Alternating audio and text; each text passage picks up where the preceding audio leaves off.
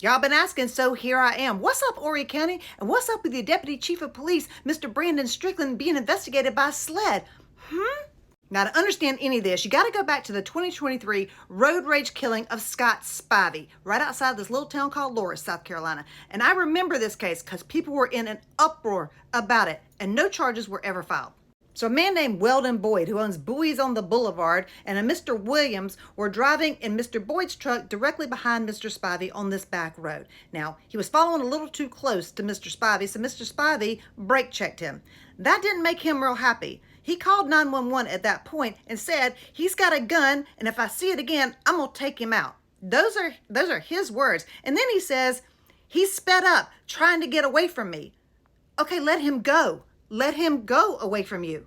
But he didn't. Mr. Spivey stopped his vehicle on Camp Swamp Road and at that point was killed in what has been described as a hail of fire.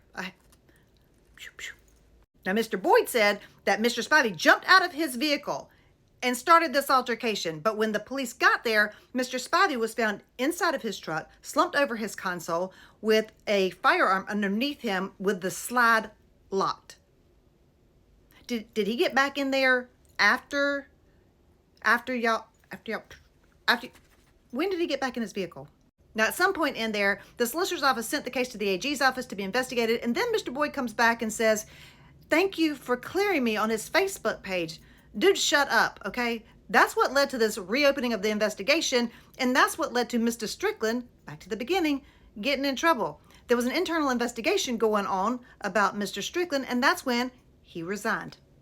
Now, there was an internal investigation going on regarding Chief Deputy Strickland, and he resigned his post at that time. Now, he says he's innocent, but he just couldn't effectively lead with these allegations hanging over his head. And clearly nothing says I'm innocent like a resignation, especially when you've been in law enforcement since 2005.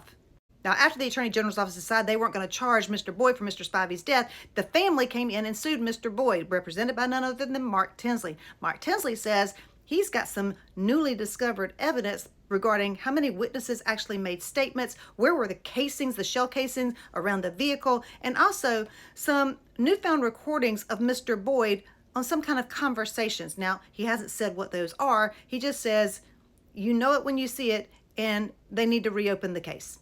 What we don't know is why SLED is investigating Chief Deputy Strickland. I know it's a criminal investigation, but nobody is saying why. What we do know is that it doesn't relate to Mr. Spivey's case. They're not reopening Mr. Spivey's case. They're investigating Deputy Strickland and allegations against him. Now, we also know that Mr. Boyd and Chief Deputy Strickland were buddies. They talked about this case. They had conversations. Now, is that what Mr. Tinsley has? And is that the evidence that he is talking about? I don't know. But I know that Chief Deputy Strickland's lawyer is saying they were friends, and he immediately recused himself from all aspects of this case. Okay. There was also another deputy who resigned at the beginning of the month because he apparently lied to his supervisors, admitted he lied to his supervisors. Does that have anything to do with this? I don't know. Stay tuned. That's what I'm going to do.